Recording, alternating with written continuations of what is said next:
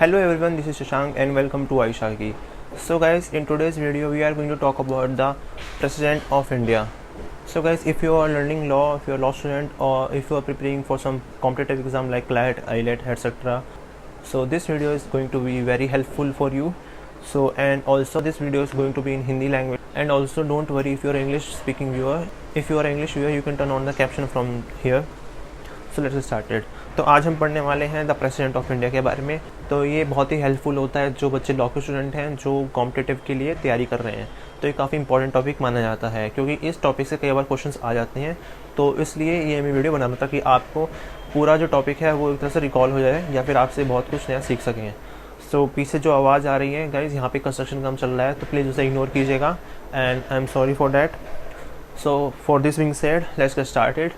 सो जो आर्टिकल है 52 वो डिफाइन करता है there shall be a president.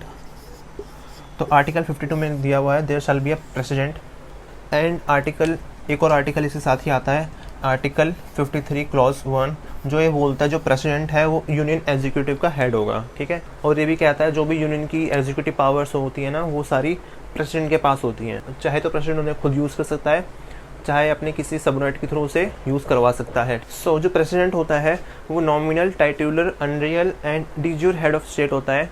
यानी कि जो प्रेसिडेंट होता है वो एक तरह से बस एग्जीक्यूटिव हेड होता है। इट मीन्स लाइक जो रियल पावर्स होती हैं वो प्राइम मिनिस्टर के पास होती हैं। तो मतलब ये जो रियल पावर्स होती हैं वो सारी प्राइम मिनिस्टर के पास होती हैं, वो सारे डिसीजंस लेते हैं। लेकिन जो एग्जीक्यूटिव हेड होता है स्टेट का वो कहा जाता है प्रेसिडेंट को।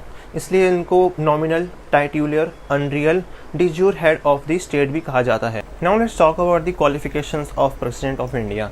ही must be a citizen of India and second he must have completed the age of 35 years. Very easy. Now the third point, he must be qualified for elections as a member of House of the People. Now pay attention here. यहाँ पर लिखा गया he must qualified, okay?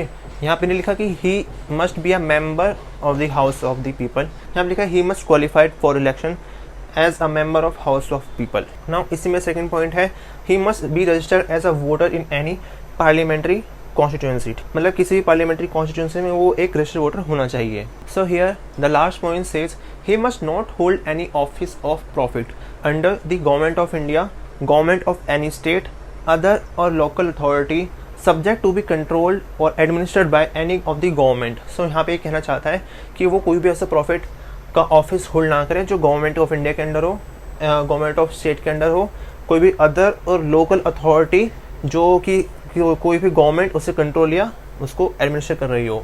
तो चलिए अब बात करते हैं कि प्रेसिडेंट के इलेक्शन होते कैसे हैं। तो इनमें पार्ट कौन लेता है और इसमें वोट डालता कौन है। इसमें पार्ट एंड वोट करते हैं the elected members of both houses of parliament. यहाँ लिखा है the elected members, not the total और the nominated members, only the elected members of both houses of parliament. And here our second point, the elected members, here again the elected members, okay, remember this term, elected members of the legislative assemblies of the states। और हाँ एक चीज़ और, जो elections के procedure है वो दिया गया है इस आर्टिकल 54 के अंदर। अभी हमने बात करी इलेक्शंस के बारे में। तो कभी कभी ऐसा होता है कि किसी इलेक्शंस में प्रेसिडेंट का या किसी और में कभी कभी डिस्प्यूट्स हो जाते हैं। कई लोग बोलते हैं कि जो इलेक्शन हुए वो फेयर नहीं हुए हैं। तो इस केस में हम जानेंगे क्या होगा अगर प्रेसिडेंट के इलेक्शन में कोई डाउट आता है या डिस्प्यूट होता है तो इसे कैसे सॉल्व किया जाता है। सो यहाँ पे आर्टिकल 71 क्या कहता है कि प्रेसिडेंट के इलेक्शन के टाइम पे कोई भी डाउट होता है या कोई भी डिस्प्यूट होता है, ठीक है, तो इसकी इंक्वायरी या फिर कोई भी जो डिसीजन होता है वो लेता है सुप्रीम कोर्ट और इसका जो डिसीजन होता है वो होता है फाइनल। सो अब बात करते हैं अगर सुप्रीम कोर्ट इलेक्शंस को वॉइड ठहराता है तो क्या होता है। यहाँ पे देख सकते हैं कि मैंने डायग्राम बनाया है बहुत ही सुंदर सा। तो यहाँ जैसे कि यहाँ पे देख सकते हैं अगर सुप्रीम कोर्ट प्रेसिडेंट के इलेक्शन को वॉइड करार देता है तो ऐसे में यहाँ जो आर्टिकल 71 क्लॉज 2 है वो डिक्लेयर करता है जो भी एक्ट किए गए होते हैं प्रेसिडेंट के द्वारा, जो उनकी पावर्स हैं और उनकी performance as in the office of president, जो भी इनके एक्ट होते हैं वो इनवैलिड नहीं होंगे। वो इनवैलिड नहीं होंगे in the reason of Supreme Court as they declare the election as void.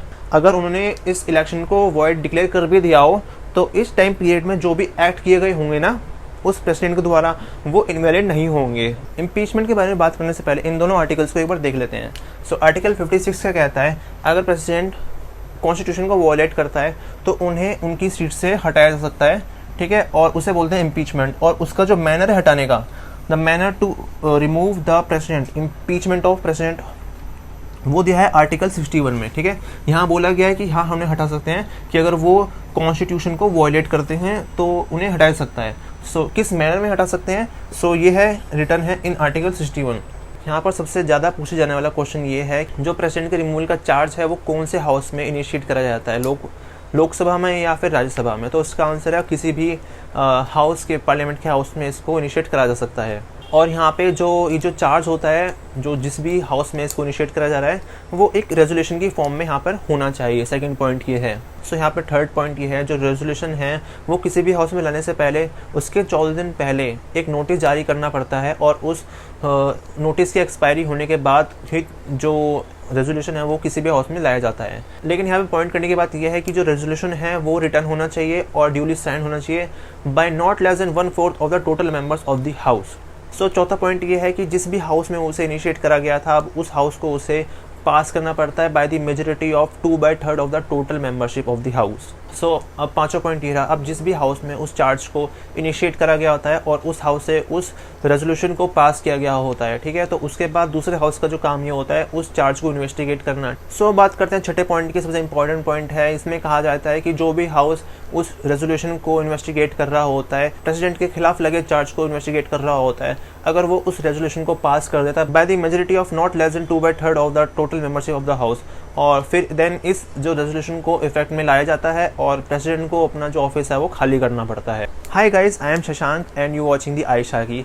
So I hope guys आपको ये वीडियो पसंद आई हो। इस वीडियो में मैंने बात करी president, qualification of president, election, manner of election and disputes of election and the impeachment of president. So guys, this is the first part of the video, and I will try to cover up the whole part of the president in the upcoming part 2 of this video. If you like this video, please make sure to subscribe the channel and make sure to press the bell icon too, and make sure to share this video and like this video too.